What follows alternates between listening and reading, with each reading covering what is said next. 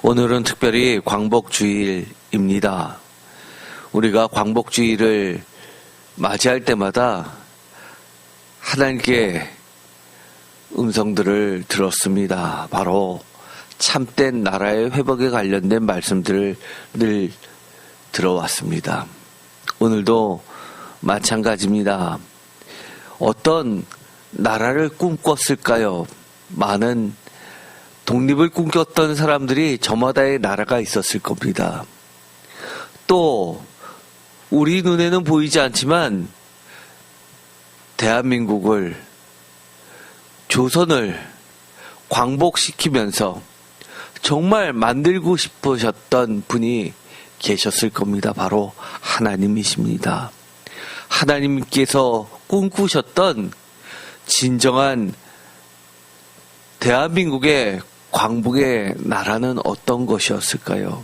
그것이 바로 오늘의 말씀과 관련된 말씀입니다. 제목을 다 함께 읽어보겠습니다. 하나님 여호와 내가 곧 그 기업 즉 산업이 되시는 축복받은 제사장들의 나라. 아멘. 오늘 우리에게 주신 하나님의 말씀은 에스겔서 44장 28절, 레위기 26장 3절에서 9절, 시편 3편 5절에서 8절입니다. 우리가 말씀을 듣기 전에 이 말씀들을 하나하나 다 같이 읽었습니다. 사실 우리가 지난주에도 에스겔서 44장과 관련해서 레위기 26장을 읽었습니다. 생각보다 두 말씀은 겹치고 또 한쪽이 또 한쪽을 의미하는, 반영하는 그런 말씀들로 가득 차 있었음을 확인하였습니다. 그럴 수밖에 없는 것이 이 두 부분들은 모두 제사장 자료에 속하는, 흔히 제사장 문헌이라고 하는 피 자료, 프리스트, 제사장 문헌에 속해 있었기 때문이기도 합니다. 오늘의 말씀을 읽어보면 특별히 에스겔서 44장 28절부터 읽어보면 정말 귀한 말씀이 나옵니다. 28절 다 같이 읽겠습니다. 그들에게는 기업이 있으리니 내가 곧 그 기업이라. 너희는 이스라엘 가운데에서 그들에게 산업을 주지 말라. 내가 그 산업이 됨이라. 아멘. 여러분들께서는 이 말씀을 하나님으로부터 직접 듣는다면 어떠셨을까요?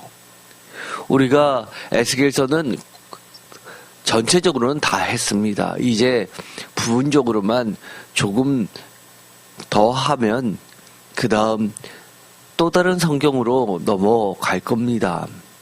그런데 반드시 다시 한번 짚고 넘어가야 될 부분들이 오늘의 말씀이기도 합니다. 여러분은 이 말씀을 들으면 어떤 생각부터 납니까? 정말 감사합니까? 지금 이 28절은 이스라엘 모든 백성들은 마치 여호수아가 가나안 땅을 점령하기 이전부터, 그리고 점령하고 나서 약속의 땅, 축복의 땅, 가나안 땅을 제비 뽑아 나눠줄 때의 모습이 생각납니다. 에스겔을 통해서 환상을 보여주시면서 새로운 나라를 건설하시면서 땅을 분배해 주시는 장면 가운데 나온 말씀입니다.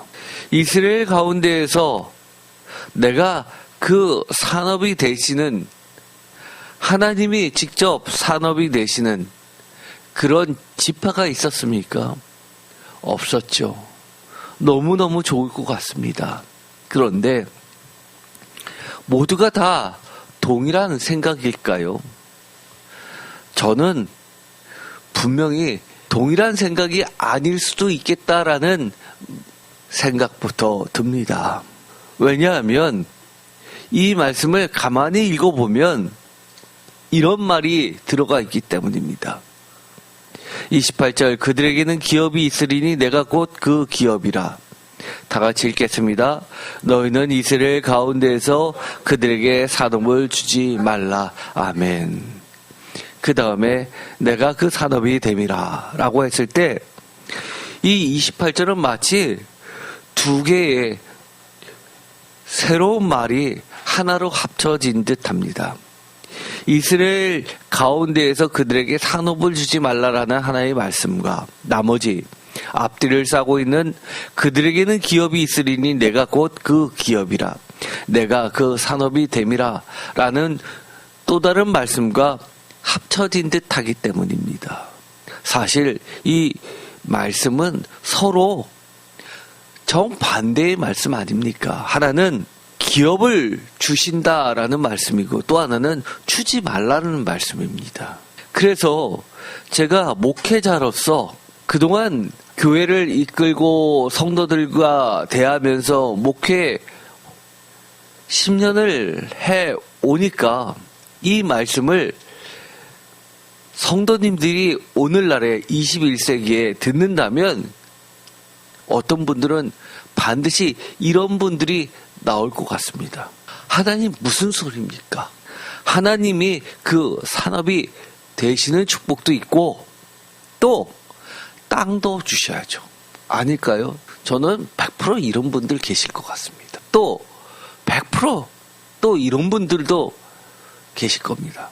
아유, 딴 건 몰라도 땅은 산업은 있어야죠. 어떻게 하나님이 산업이 되시는 영적인 것만 갖고 살 수 있습니까? 똑같은 얘기죠. 없을 것 같아요. 반드시 있습니다. 마치 지금도 많은 교회 장로님들 중에는 제가 여러 목사님들과 서로 얘기를 나누다 보면 이런 분들 때문에 마음 아파하시는 목사님이 너무 많습니다. 아유, 목사님은 세상을 모르시잖아요. 바깥에서 우리처럼 일하고 돈 벌어보세요. 어떻게 말씀 갖고 다 삽니까? 어떻게 성경 말씀 있는 대로 그렇게 세상 살면 돈 벌 수 있습니까? 이렇게 이야기하시는 장로님들 굉장히 많습니다. 모든 교회마다 이런 분들 계십니다. 아닙니까? 여러분은 솔직하게 이 말씀을 들을 때 기뻐 뛰십니까? 아니면 아유, 이걸 좋아해야 돼 말아야 돼 이러신 분들 계십니까? 그래서 성경 말씀은 어렵습니다. 우리가 흔히 은혜의 말씀이라고 하는 것도 보면 대충 읽으면서 부분 받아들입니다. 부분 읽고요. 내가 좋은 부분 이쪽에서 조금 취하고 저쪽에서 조금 취하고 그렇게 신앙생활 하시는 분들이 너무 많이 있습니다. 그러나 하나님은 이것이 단순한 얘기가 아닙니다. 여호수아가 진짜 각각 제비를 뽑아서 선언하고 그들이 각 삼터로 돌아가서 집을 짓고 씨를 뿌리고 양들을 키우고 나무를 심고 열매를 딸 때 그 땅은 실제로 받은 자들도 있고 이처럼 받지 않은 자도 있었다는 겁니다. 말로만 생각으로만 그치는 게 아니라 이건 실질적인 실제적인 실존적인 문제입니다. 그 뒤를 계속해서 읽어볼까요? 29절 다 같이 읽겠습니다. 그들은 소제와 속죄와 속건제의 제물을 먹을지니 이스라엘 중에서 구별하여 드리는 물건을 다 그들에게 돌리며 또 각종 처음 익은 열매와 너희 모든 예물 중에 각종 거제 제물을 다 제사장에게 돌리고 너희가 또 첫 밀가루를 제사장에게 주어 그들에게 내 집에 복이 내리도록 하게 하라. 새나 가축이 저절로 죽은 것이나 찢겨서 죽은 것은 다 제사장이 먹지 말 것이니라. 아멘.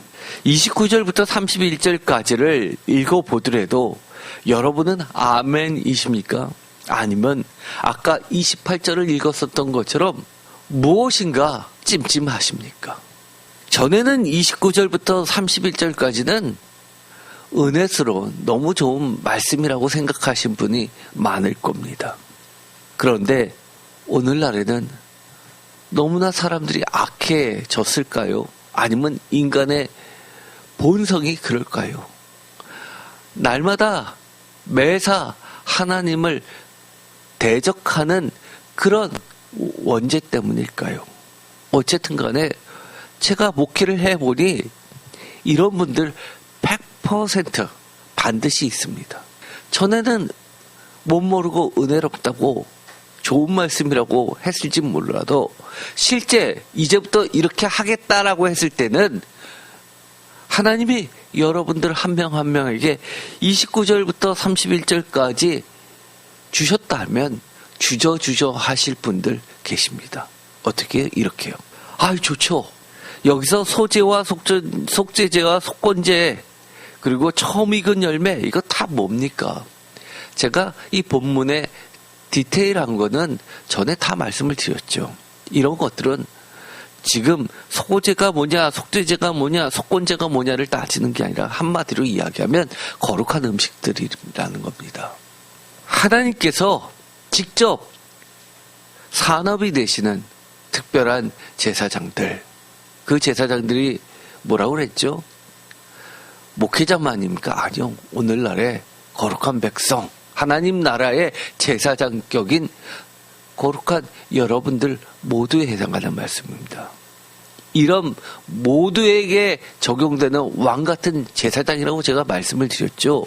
이런 분들은 하나같이 거룩한 것을 먹어야 된다는 겁니다. 부정한 거 먹지 말라는 겁니다. 하나님이 주시는 깨끗한 것을 먹어야지만 깨끗한 삶을 계속해서 더럽히지 않고 영위하고 살아낼 수 있는 것 아니냐고 이야기를 하시는 겁니다. 매사에 정한 것과 부정한 것을 구분해서 먹을 거, 먹지 말아야 할 것을 먹으라는 이야기입니다. 돈 벌으면 다 좋다고요? 돈 벌어서 헌금하면 된다고요? 아니요. 그러지 말라는 겁니다.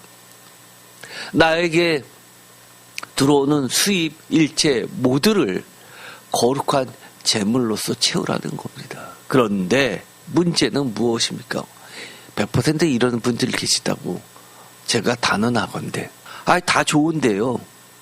예를 들어서 정말 자립되고 중대형 교회 목사님들은 가능합니다. 그런데 대한민국의 70%를 차지한다는 비전교회, 개척교회 같은 경우에는 이거 자체가 없잖아요.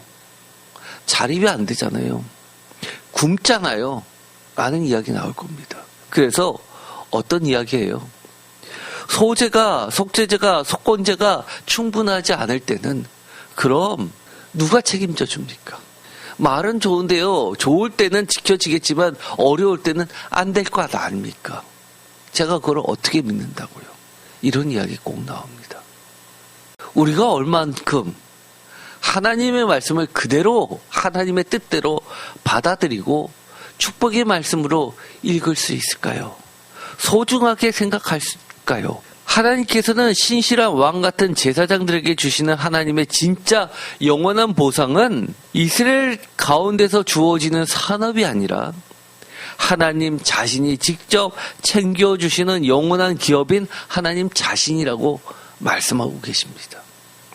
여러분은 진짜 이것이 그 다른 어떤 세상의 보증보다도 내 눈에 보이는 확실한 기반보다도 더 반석이십니까? 진짜 기업이십니까? 진짜 축복이십니까? 여러분은 이것을 원하고 계십니까?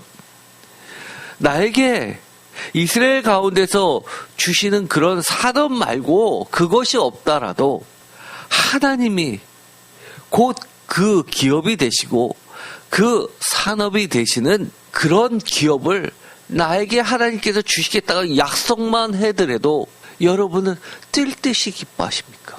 바로 이겁니다.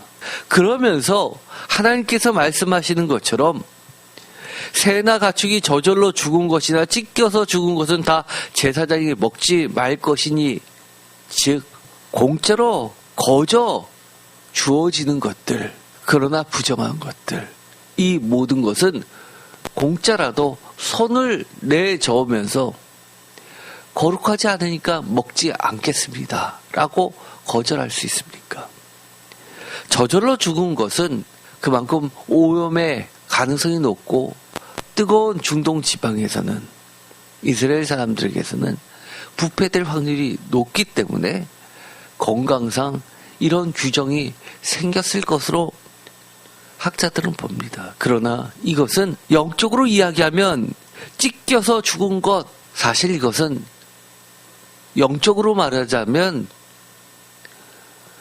생명을 해하면서 정의를 지키지 않으면서 남의 것 뺐듯이 짐승처럼 양육강실의 세계처럼 포악하게 벌어들인 온갖 재물이 해당되는 겁니다. 벌들에도 하나님의 뜻대로 그렇게 정직하게 깨끗하게 아름답게 버는 것들만 수입으로 받아들이라는 겁니다. 방금 죽은 거에서 부패되지 않았어요라고 낼름 집어먹지 말라는 겁니다. 그것이 살아있는 것을 통째로 물어뜯어 찢어서 생생하다 하더라도 그런 거 먹지 말라는 겁니다. 아까도 말씀드렸죠. 각종 처음 익은 열매 그리고 천밀가루 좋죠. 얼마나 소중합니까? 소재, 속재재, 속건재 이런 것들 다 거룩한 음식이라는 겁니다. 하나님께 바쳐질 정도로 그렇게 깨끗하고 하나님이 기뻐하시는 소득들이라는 겁니다. 하나님은 사독계 제사장들에게 충실하다고 칭찬까지 해주셨습니다. 첫 번째 질문입니다. 그렇게까지 칭찬해 주시면 다 주실 것 같죠? 그런데 왜 이스라엘 다른 지파처럼 땅을 기업으로 주시지는 않습니까? 땅이 없었기 때문에 시간이 지남에 따라서 목회자는 가난한 자가 되어서 전문 사역자 되기를 싫어하고 점점점 이 땅에 사라지면서 결국은 이 목회자의 신분을 유지하기 위해서 대가를 바라고 마음을 훔치는 거짓 선지자, 거짓 주의 종들로 타락하게 되는 것 아닙니까? 라고 충분히 지적할 수 있습니다. 그래서 예레미야에서도 그렇고 이사야서에서도 그렇고 에스겔서에서도 뭐라고 그럽니까? 한 웅큼 보리를 위하여 영혼을 사냥하는 그런 자들을 하나님께서 악하다고 이야기하시는 겁니다.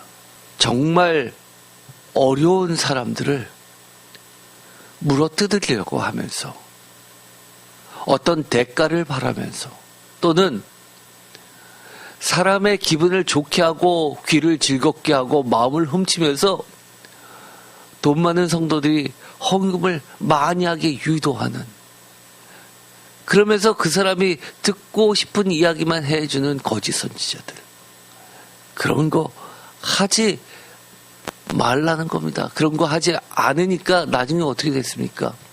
신명기 시대 정도 가니까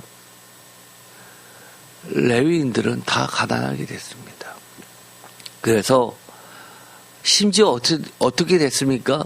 유월절을 지내야 되는데 그것을 아는 하나님의 명령과 규례대로 유월절 제사를 지킬 수가 없다 보니까 연기까지 했습니다.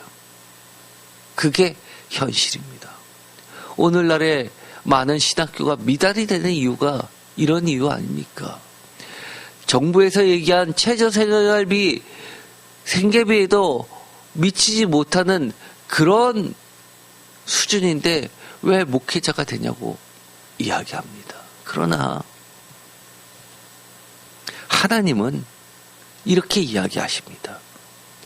주의 종, 왕 같은 제사, 목회자뿐만이 아니라 여러분에게도 해당하는 말씀입니다. 왕 같은 제사장은, 거룩한 하나님의 백성들은, 성도님들은 세상 방식대로 살지 않고 하나님의 말씀대로, 하나님의 방식과 믿음대로 사는 것이 삶의 증거가 되는 자들이라는 겁니다. 반석과 같은 세상의 안전처 버팀목이라 여겨지는 땅의 기업에 기대어서 하나님의 직분을 감당하는 것이 아니라 하나님 그 자체가 든든한 기업이 됨을 삶으로 증명하는 자들이라는 겁니다. 그럼 또 다른 질문을 할 수 있겠죠. 그래요. 말씀을 들어보면 그럴 것 같아요. 그런데 제가 지금까지 살아보니까 반드시 그런 것 같지는 않아요 라고 말하는 성도님들 굉장히 많습니다. 성경 말씀처럼 그렇게 오병이의 기적이 때마다 일마다 내 앞에서 벌어진다면 제가 왜 안 그러겠어요? 그런데 두 번째 질문. 진짜 위기가 찾아와도 하나님의 나의 산업, 기업이라고 말할 수 있는가라는 겁니다. 세상적 설명으로는 저는 이렇게 이야기합니다. 불가하다고요. 왜냐하면 이것은 기이한 하나님의 사랑 방법, 방식이기 때문입니다. 기이한 하나님의 사랑의 방법은 하나님의 약속이고 하나님의 말씀이고 하나님의 행하심입니다. 진짜 신앙, 진짜 믿음으로만 알 수 있고 경험할 수 있는 것이 바로 이것이기 때문입니다. 그래서 저는 이렇게 말씀드리고 싶습니다. 하나님의 말씀, 즉 성경이 이를 영원히, 즉 시대를 불문하고 계속해서 지금도 증명하고 있다고 그렇게 설명하고 싶습니다. 그리고 유일한 방법이 그것입니다. 예를 들어서 이겁니다. 시편 3편 5절 다 같이 읽겠습니다. 내가 누워 자고 깨었으니 여호와께서 나를 붙드심이로다. 천만인이 나를 애워싸 진친다 하여도 나는 두려워하지 아니하리이다. 여호와여 일어나소서. 나의 하나님이여 나를 구원하소서.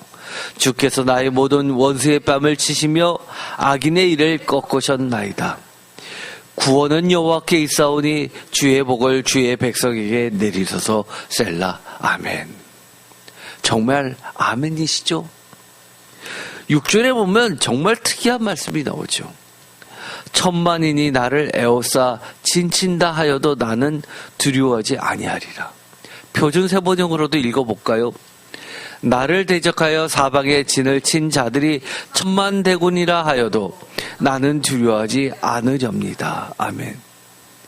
나를 대적한 것, 예를 들어서 사람뿐만 아니라 전쟁뿐만이 아니라 지금의 세상적으로는 평화의 시대라 하더라도 경제적 위험, 또 건강의 적, 또 외로움의 적, 여러 가지 자녀가 겪게 되는 적, 사업이 어려운 적, 이런 천만 가지 온갖 세상의 어려움과 걱정, 근심 모두가 나를 진친다 하더라도 어떻게 된다고요? 내가 누워 자고 깨었으니 여호와께서 나를 붙드심이로다. 이것이 설명 가능합니까? 세상적으로는 설명 불가능합니다. 조금만 있으면 자빠질 것 같은데 안 넘어집니다. 망할 것 같은데 안 망합니다. 그것이 하나님의 기이한 방식입니다. 분명히 나에겐 산업이 없습니다. 땅이 없습니다. 기업체가 없습니다. 수입이 고정되어 있지 않습니다. 그런데도 불구하고 망하지 않습니다. 저희가 지난 시간에 레위기 26장을 다 함께 읽었었죠. 거기에 보면 복과 화에 대해서 이야기하는데 복은 아주 짧습니다. 그리고 화는 굉장히 길게 나와 있죠. 다른 곳에도 마찬가지 형식입니다. 왜 그럴까요? 화에 대해서 아멘이라고 응답할 사람은 거의 없기 때문입니다. 그러나 제가 늘 그렇게 이야기하죠. 복과 화는 같은 이야기라고 이야기합니다. 복은 짧게 얘기해도 아멘 하고 달려듭니다. 그런데 화를 선언하면 아멘 하지 않아요. 듣기 싫습니다. 그래서 계속 기억하라고 반복하시는 겁니다. 그런데 그 복의 선언을 오늘도 읽었습니다. 거기에 보면 이처럼 평화에 관련된 이야기를 하십니다. 같은 이야기인데 다르게 표현해서 누워 자고 깨었으니 여호와께서 나를 붙드신다고 그렇게 평화를 이야기합니다. 복을 이야기합니다. 화는 뭐였습니까? 전쟁의 상황이었습니다. 전쟁의 상황, 천만인이 나를 에워싸 진친다 하여도 나는 안전히 거하신다 라는 것이 복의 선언이었습니다. 또 이런 이야기가 있죠. 시편 9편입니다. 1절부터 다 같이 읽어볼까요? 내가 전심으로 여호와께 감사하며 주의 모든 기이한 일들을 전하리이다. 아멘. 아까 읽었었던 시편 3편도 여러분께서 제가 링크를 걸었으니까 그것도 다시 한번 보시기 바랍니다. 원고도 다 들어가 있습니다. 이 시편 9편 1절도 보면 뭐라고 이야기합니까? 기이한 일들을 전한다고 이야기합니다. 제가 아까 말씀드렸죠. 설명이 가능하냐? 아니요. 기이한 방법, 하나님의 사랑을 성경 말씀을 통해서 밝힐 뿐이라고 이야기합니다. 어떻게 기이하냐고 이야기하면 2절 내가 주를 기뻐하고 즐거워하며 지존하신 주의 이름을 찬송하리로다. 3절 다 같이 읽겠습니다. 내 원수들이 물러갈 때 주 앞에서 넘어져 망함이니이다. 주께서 나의 의와 송사를 변호하셨으며 보좌에 앉으사 의롭게 심판하셨나이다. 이방 나라들 책망하시고 악인들을 멸하시며 그들의 이름을 영원히 지우셨나이다.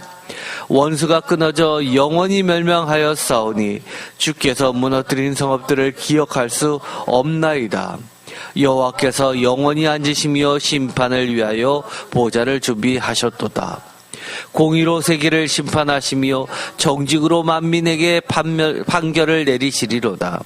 여호와는 압제를 당하는 자의 요새이시요 환난 때의 요새이시로다. 여호와여 주의 이름을 아는 자는 주를 의지하오리니 이는 주를 찾는 자들을 버리지 아니하심이니이다. 아멘. 표준세 번역은 결단코라고 하면서 결단코 버리지 아니하시는 주님을 기이하다고 이야기하고 있습니다. 어떠신가요? 천만인이 나를 둘러쌌습니다. 그리고 그 혀로 무고합니다. 경찰서를 찾아가도 검찰에 호소해도 제 말을 믿지 않습니다. 나 빼고 전부 당신이 이런 죄를 지었다고 그러는데 증거 내놓으라고 합니다. 그런데 저는 변호사를 쓸 돈도 없고 아는 변호사도 없고 검사도 없고 판사도 없습니다. 그런데 하나님께서 판단해 주십니다. 나를 변호해 주시고 재판장이 되어 주시고 검사가 되어 주십니다.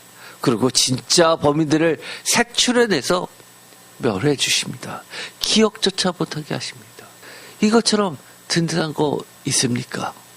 어떻게 그게 가능하냐고 세상 사람들은 하나님 못 믿겠다고 합니다. 성경 말씀 그것만 가지고 세상 살 수 없다고 이야기합니다. 그러나 저는 하나님의 거룩한 백성들, 왕같은 제사장들은 이런 것을 세상에다가 증거하며 증명하며 사는 자들입니다. 어떻게 이럴 수가 있어요? 저도 모릅니다. 그러나 어떻게 알 수 있어요? 믿음으로 걸어간 자만이 참된 신앙으로 살아낸 자만이 알 수 있고 경험할 수 있고 증명해낼 수 있는 겁니다.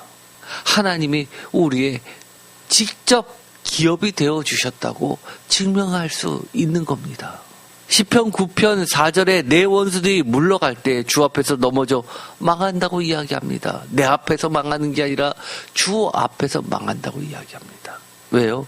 주께서 보좌에 앉으사 의롭게 심판하셨기 때문입니다. 그리고 주님께서 직접 나의 의와 송사를 변호하셨기 때문이라고 이야기합니다. 우리가 레위기 26장은 다 같이 읽고 나서 성도님들이 어떤 분이 이렇게 이야기하십니다. 레위기는 제사로 가득 돼서 통독하다가 거기서 멈추게 되는데 끝에 가서 신명기 같은 말씀이 있는 줄 몰랐어요. 너무 좋습니다. 맞습니다. 예배는 곧 축복이라고 이야기를 하는 겁니다. 레위기는요. 참된 예배가 우리를 살린다고 이야기를 하는 겁니다. 참된 예배는 곧 하나님 말씀이라고 이야기를 해주는 겁니다. 레위기 26장 8절에 보면 이런 말씀이 나옵니다. 또 너희 다섯이 백을 쫓고 너희 백이 만을 쫓으리니. 아까는 1000만인이 둘러친다 했는데 다섯이 백을 쫓고 백이 만을 쫓는다고 이야기해 주십니다. 그러면서 너희 대적들이 너희 앞에서 칼에 엎드려질 것이며, 이 말은 표준 세번역은 너희의 원수들이 너희가 보는 앞에서 칼에 맞아 쓰러지고 말 것이다 라고 하면서 아까 시편과 같은 이야기입니다. 우리는 보는 자입니다. 어떻게 해요? 하나님께서 그들을 치시는 것을 보는 자들입니다. 너희가 보는 앞에서 하나님께서 휘두르시는 그 칼에 맞아 쓰러지는 대적들을 우리가 보고 증거하는 자들이라고 이야기합니다. 이 대적들이 단순히 사람, 원수들만을 의미한다고 했어요. 그렇게 읽지 마세요. 여러분을 둘러싸고 있는 모든 여러분들의 근심, 걱정, 염려들입니다. 그런데 어떤 자들에게 이런 복을 주신다고 이야기하십니까? 3절 다 같이 읽겠습니다. 너희가 내 규례와 계명을 준행하면, 아멘. 내 규례와 계명을 준행하면 복을 이야기할 때 제일 처음 4절에 보면 철 따라 비를 주리니. 비는 이스라엘 사람들에게 있어서, 고대 근동사회에 있어서 복의 상징어입니다. 복을 이렇게 표현하는 겁니다. 때마다 일마다 복을 주시며 라고 이야기하는 것을 철 따라 비를 주리니 라고 이야기하시는 겁니다. 또 다른 말로 복을 이렇게 이야기하는 겁니다. 안전이라고, 샬롬이라고 이야기해 주시는 겁니다. 6절에 평화, 누울 때 너희를 두렵게 할 자가 없다라고 이야기해 주시는 겁니다. 아까 시편 3편에 누워 자며 깨는 것을 이야기했다고 말씀드렸습니다. 그것이 뭐라고 이야기했죠? 시편 3편을 들어보면 그것이 상번제입니다. 아침 제사, 저녁 제사, 아침 제사, 저녁 제사. 에스겔서에는 아침 제사만 있고 밤에 드리는 저녁 제사가 없다고 그랬죠. 왜 그랬습니까? 저녁 제사 필요 없다고 그랬어요? 아니요. 요한계시록에 보면 밤이 사라진 하나님의 빛으로 가득 찬 매일매일을 상징한다고 말씀드렸죠. 우리가 누워도 우리를 물어뜯을 그런 포악한 짐승들이 하나님이 우리에게 주신 그 땅에 얻게 될 때 우리는 평화를 증거할 수 있는 겁니다. 100주년 기념 지석의 이완진 교수님은 이렇게 레위기 주석에서 이런 말씀을 하십니다. 이 이완진 교수님은 감신에서 제가 박사과정을 할 때 부전공 구약을 했을 때 저를 가르치셨던 은사님이시기도 합니다. 특별히 언어에 능통하신 분입니다. 성경 번역하고 사전을 편찬하는 위원 중에 한 분이시기도 합니다. 그런데 이렇게 이야기하시죠. 규례라는 말은 규칙과 정례라는 뜻이다. 후코트라는 말을 옮긴 것인데 새긴다라는 속뜻이 있다. 이 말은 굉장히 오래된 용어이다.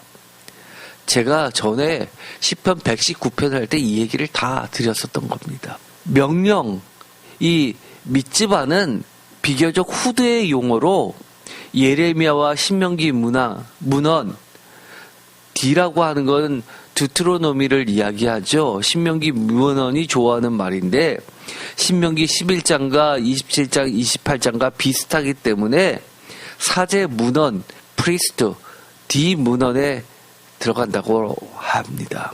하나님의 권위를 나타내면서 준행한다라고 번역해 나왔는데 이것은 쫓아 행한다라는 뜻이고 따를 준자하고 행할 행자. 그런데 원문은 사실은 세 가지 단어로 되어 있습니다.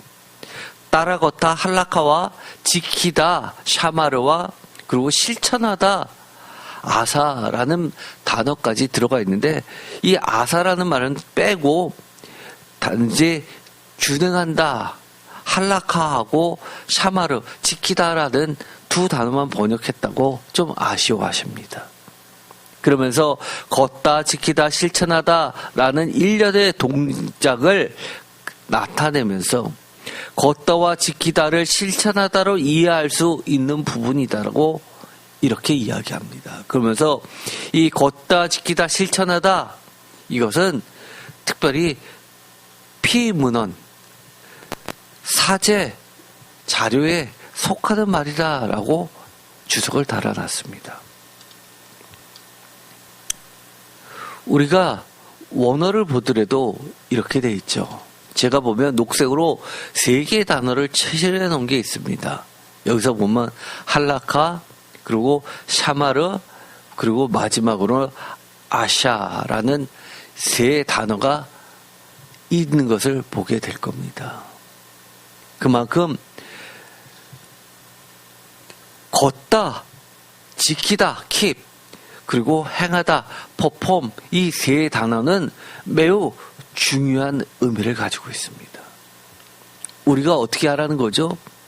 하나님이 우리의 기업이 되주신다라고 하나님께서 약속해 주셨다면 우리가 그것을 이처럼 할라크, 걷고 샤마로 지키고 아사, 행하는 것, 따르는 것, 이것을 해야 된다는 것이죠.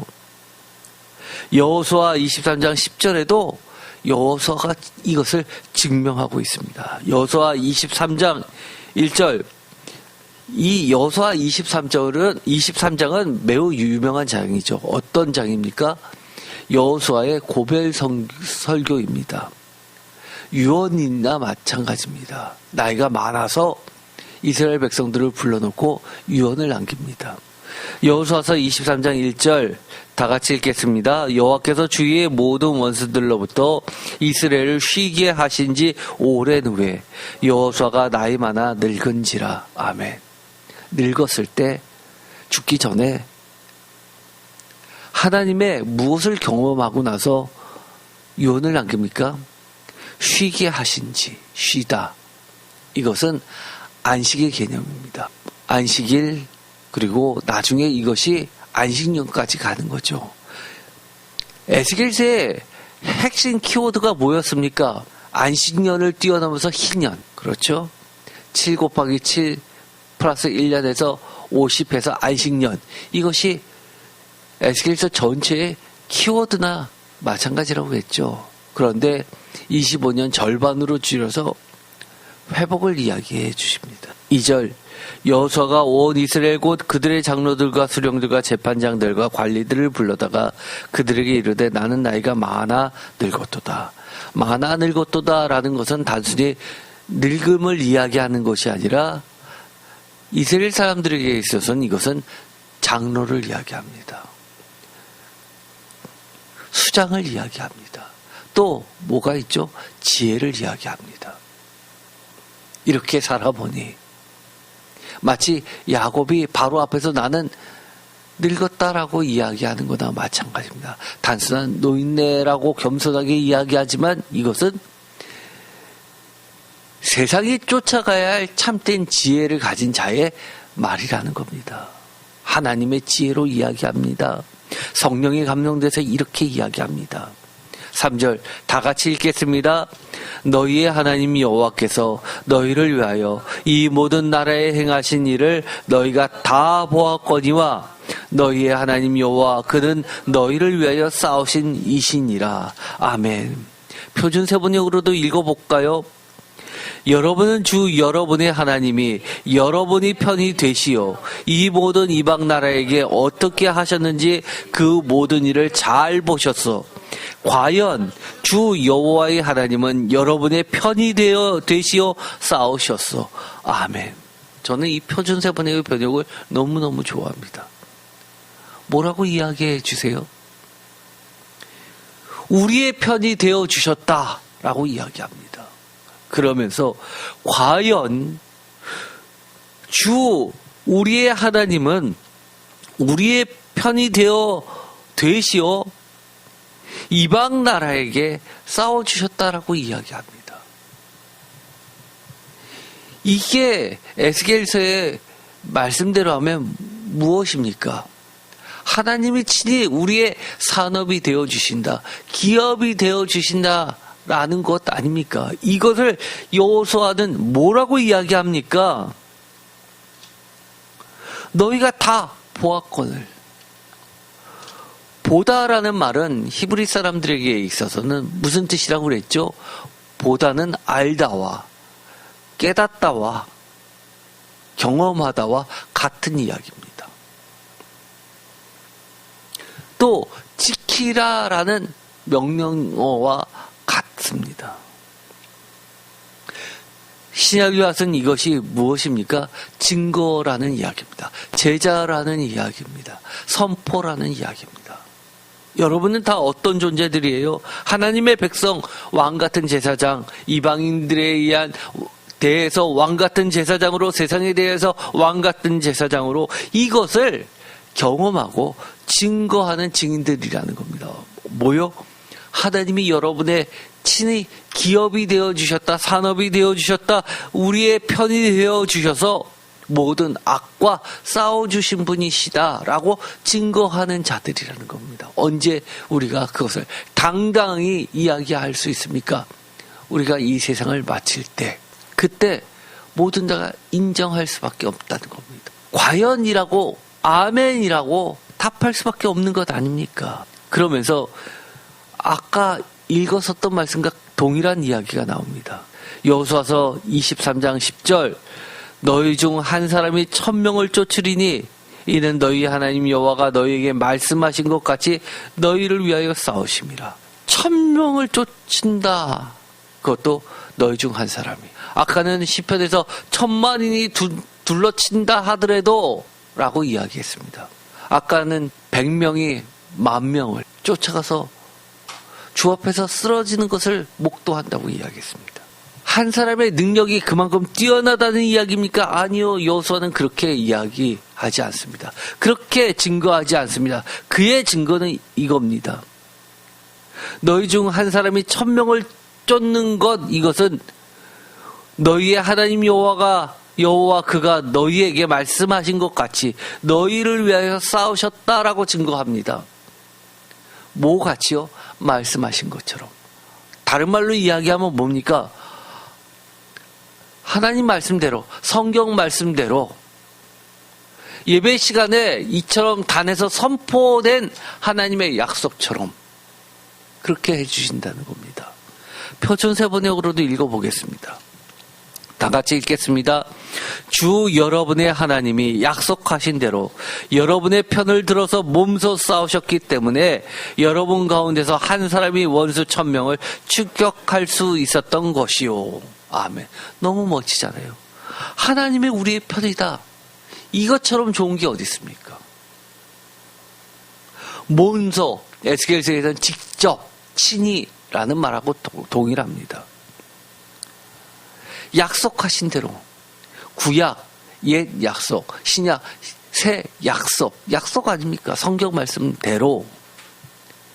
그래서 이렇게 부탁하는 겁니다. 언제요? 죽기 전에. 나이가 많아 늙었을 때. 육체적으로는 모든 사람들이 힘이 없다고 무시할지 모르지만 몸은 쇠약해지고 가난해도 하나님의 축복으로, 약속으로 가득 찬 세상을 능가하는 하나님의 지혜로, 성령님으로 이렇게 이야기하는 겁니다. 11절 다 같이 읽겠습니다. 그러므로 스스로 조심하여 너희의 하나님 여호와를 사랑하라. 아멘. 꼭 뭐 같습니까? 쉐마 이스라엘 아닙니까? 주 하나님 여호와를 사랑하라. 사랑하랍니다. 여호와를 섬겨라가 아니라 여호와를 사랑하랍니다. 그것도 어떻게 해요? 스스로 조심해서. 표준세 번역은 그러므로 삼가 조심하여 주 여러분의 하나님을 사랑하십시오. 아마 이 11절이 스스로 조심하여 너희의 하나님 여호와를 예배하라, 믿어라 라고 했으면 많이 달랐을 겁니다. 그런데 이 11절의 말씀은 정말 하나님이 직접 심어주신 말씀입니다. 스스로 조심하여 하나님 여호와를 사랑하랍니다. 사랑의 범위가 있습니까? 조목조목 이런 규정들로서 다 커버할 수 있습니까? 아니요. 할 수 없습니다. 꼭 배워야 합니까? 아니요. 저는요, 하나님을 신학교에서 만난 거 아닙니다. 저는 하나님을 청년 때 인격적으로 만나고 나서는 아무런 참고 자료도 없이 성경책만 읽으면서 눈물 펑펑 흘리면서 하나님을 배웠습니다. 너무너무 잘 알게 됐습니다.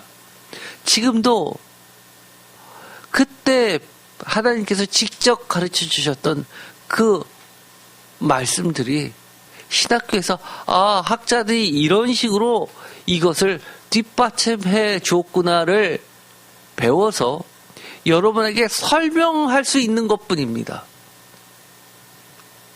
제가 늘 그러죠. 진짜 설교는 하나님 말씀, 성경 말씀만 읽어도 되는데 오늘날의 교회가 성도들에게 설명해주는 설교이기 때문에 제가 이러쿵저러쿵 얘기할 뿐이라고 말씀을 드렸습니다. 제 마음 같아서는 성경책만 읽으면 좋겠어요. 그래서 제가 이 설교 가운데 그렇게 성경 말씀을 읽는 겁니다. 왜요? 사랑하면 하나님을 진짜로 관계적으로 만나면 설명이 필요 없기 때문입니다. 때로는 제가 늘 괴로운 게 저의 설명이 하나님의 말씀을 훼손시킬까봐가 두려운 겁니다. 그런데 삼가 조심하여 라고 이야기합니다. 다른 말로 이야기하면 뭐죠?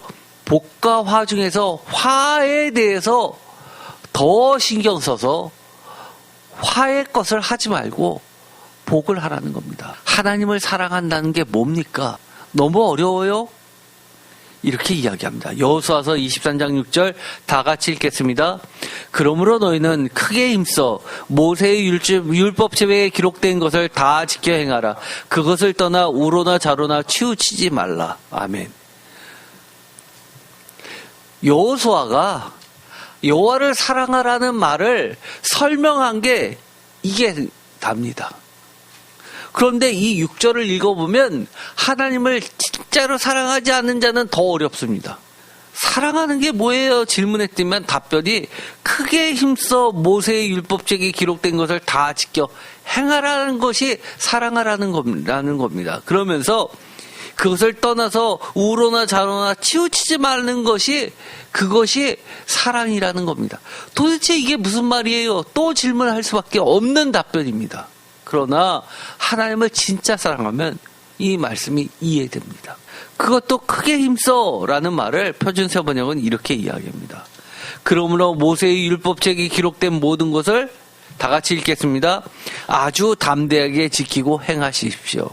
그것을 벗어나 좌로나 우로나 치우치지 마십시오. 아멘. 사랑하라라는 것을 아주 담대하게 라는 말로 바꿉니다. 지키고 행하시오 라는 말을 아까 레위기에 있었던 말씀처럼 할라카, 샤마르, 아샤라는 말로 바꿉니다. 그런데 담대하게 라는 말을 넣습니다. 왜요? 이런 거죠. 하나님의 말씀을 읽었습니다. 과연 이거 될까? 내가 이 말씀만을 믿고 아무것도 없이 세상 살 수 있을까?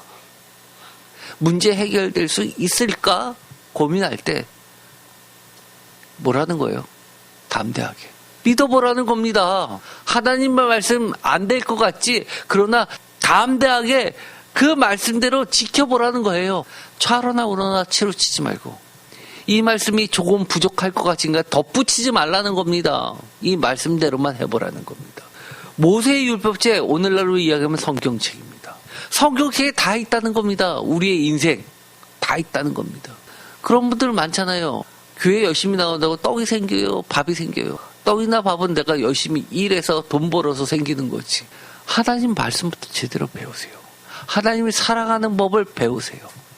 그러면 담대해질 수 있습니다. 지킬 수 있습니다. 행할 수 있습니다. 치우치지 않을 수 있습니다. 사랑이라는 말은 여호수아에서 보면 한마디로 이렇게 이야기해 주는 겁니다. 말씀대로라는 겁니다. 말씀대로. 여호수아서 23장 4절 보라 내가 요단에서부터 해 지는 쪽 배에까지 남아있는 나라들과 이미 멸한 모든 나라를 내가 너희를 위하여 제비 뽑아 너희의 지파에게 기업이 되게 하였느니라. 5절 너희 하나님 여호와 그가 너희 앞에서 그들을 쫓아내서 너희 목전에서 그들을 떠나게 하시리니 너희 하나님 여호와께서 다같이 읽겠습니다. 너희에게 말씀하신 대로 너희가 그 땅을 차지할 것이라. 아멘. 뭐라고요? 너희 하나님 여호와께서 너에게 말씀하신 대로라는 겁니다. 그것대로 차지하게 된다는 겁니다. 뭐를요? 땅을요. 너가 그토록 기대고 믿고 있는, 눈에 보이는 집 지을 수 있는, 열매를 심을 수 있는 땅이라는 겁니다. 그런데 이것을 보면 앞으로 예정이라는 거잖아요 라고 이야기하신 분 계실 겁니다. 그런데 4절부터 이야기하면 여호수아의 증언은 이미와 아직은 구분되지 않습니다. 이미 이루어진 것이나 남아있는 아직인 것이나 다 뭐 안에 하나라는 겁니까? 하나님의 약속 안에서 이미도 있고 아직도 있는 겁니다. 이해되세요? 이거 굉장히 중요한 말씀입니다. 그래서 하나님은 우리의 기업이 되시는 겁니다. 여러분이 아직까지도 이미와 아직 사이에서 갈팡질팡 하신다면 담대하게 그 안에 들어가십시오. 하나님 말씀 안에 들어가고 하나님의 말씀대로 하나님을 사랑하면 참된 믿음, 참된 신앙을 갖게 되면 하나님의 약속은 단순히 추상적인 것이 아니라 실제적인 것이고 실존하는 것이고 그리고 이미 성취되는 겁니다. 대표적으로 이렇게 이야기합니다. 지금까지는 다 언제 때 이야기입니까? 여호수아서 23장 죽기 전에입니다. 그런데 이것이 언제부터 이 얘기예요? 여호수아서 처음부터의 얘기입니다. 이 시간이 많이 지나서 이 뒷부분은 다음 시간에 하겠습니다. 그러나 결론부터 하나만 읽고 마치도록 하겠습니다. 여호수아서 3장 3절 다 같이 읽겠습니다. 백성에게 명령하여 이르되 너희는 레위 사람 제사장들이 너희 하나님 여호와의 언약궤 매는 것을 보거든 너희가 있는 곳을 떠나 그 뒤를 따르라. 그러나 너희와 그 사이 거리가 2000규빗쯤 되게 하고 그것에 가까이 하지는 말라. 그리하면 너희가 행할 길을 알리니 너희가 이전에 이 길을 지나보지 못하였음이니라 하리라. 여호수아가 또 백성에게 이르되 너희는 자신을 성결하게 하라. 여호와께서 내일 너희 가운데에서 기이한 일들을 행하시리리. 여호수아가 또 제사장들에게 말하여 이르되 언약궤를 메고 백성에 앞서 건너라 하며 곧 언약궤를 메고 백성에 앞서 나아가니라. 아멘. 뭐라고요? 5절 다시 한번 읽어볼까요? 여호수아가 또 백성에게 이르되 너희는 자신을 성결하게 하라. 여호와께서 내일 너희 가운데에 기이한 일들을 행하시리라. 아멘. 표준세 번역으로 읽어보면 놀라운 일이라고 이야기합니다. 여호수아가 백성에게 말하였다. 너희는 자신을 성결하게 하라. 주께서 내일 너희 가운데서 놀라운 일을 이루실 것이다. 아멘. 이것이 에스겔서의 이야기와 똑같습니다. 너희에게 자신을 성결하게 하라고 합니다. 레위기에서 이야기한 것이나 에스겔서에서 이야기한 거나 같습니다. 아무거나 먹지 말라고 하죠. 거룩한 음식만 먹으라 합니다. 그것이 성결하게 하라는 겁니다. 거룩한 음식, 하나님의 말씀만 먹고 하나님의 말씀대로만 살라는 겁니다. 그러면 어떻게 해요? 하나님께서 기이한 일을 행하시리라. 이 이야기는 여호수아가 요단강을 건너기 전부터 여호수아가 하나님을 담대히 믿음으로써 경험한 이야기입니다. 다 경험한 이야기입니다. 그들이 여호수아를 따라서 레위 사람 제사장들이 여호와 하나님의 언약궤를 메고 가는 것을 그 뒤를 따라가면서 경험했던 모든 것입니다. 결론 내겠습니다. 오늘은 여기까지만 하지만 중요한 이야기입니다. 여호수아에서의 맨 마지막 증언은 언제 때 이야기입니까? 모두가 한 번도 걸어보지 못했던 4절에 있는 것처럼 이전에 이 길을 지나지도 못했고 또 알지도 못했던 것을 모델로요, 하나님의 언약궤를 따라 하나님의 말씀대로 담대히 진짜 신앙인으로서 걸어가다 보니까 어떤 것들을 다 경험했다는 거예요. 땅을 차지했다는 겁니까? 기이한 하나님을 경험하고 기이한 하나님의 사랑을 받았다는 겁니다. 왕같은 제사장들, 여러분들 모두 되시기를 원하셨죠? 그들에게 하나님이 약속하신 진짜 기업이 무엇입니까? 진짜 산업이 무엇입니까? 오늘의 제목 아닙니까? 제목을 다 함께 읽어보겠습니다. 다 같이 읽겠습니다. 하나님 여호와, 내가 곧 그 기업 즉 산업이 되시는 축복받은 제사장들의 나라. 아멘. 아마 하나님께서 조선을 일제로부터 해방시키시면서 꿈꿔오셨던 나라는 이런 나라였을 것 같습니다. 에스겔에게 새로운 나라를 가르쳐 주시면서 새 땅을 분배시키면서 제사장들을 세우시면서 하셨던 꿈은 이것이었을 겁니다. 그러면 이 하나님의 거룩한 꿈은 임입니까? 아직입니까? 이것을 우리가 이루어드려야 되지 않겠습니까? 할라카하고 샤마르하고 아샤에서 담대히 하나님의 말씀대로 정말 하나님 여호와, 내가 곧 그 기업 산업이 되시는 것을, 그것을 믿고 기뻐하고 뛰놀며 증언하는 진정한 축복받는 왕같은 제사장들 모두 되시고 또 우리들에 의해서 제사장들의 나라가 되기를 축원드립니다. 기도하고 마치겠습니다. 하나님 감사합니다. 우리가 하나님의 기업을 받고 싶습니다. 그러면서도 말은 그렇게 거룩하게 하면서 실제로 우리 속마음은 정말 세상을 추구하고 있는 것이 있지 않은가 돌아보게 하여 주옵소서. 제거할 것 제하고 온전히 하나님의 말씀만을 쫓아가고 지키고 준행하는 왕같은 제사장, 왕같은 제사장의 나라 되게 하여 주시옵소서. 간절히 소망합니다. 하나님 여호와가 우리의 산업이 기업이 되어 주시옵소서. 예수 그리스도의 이름으로 기도드립니다. 아멘.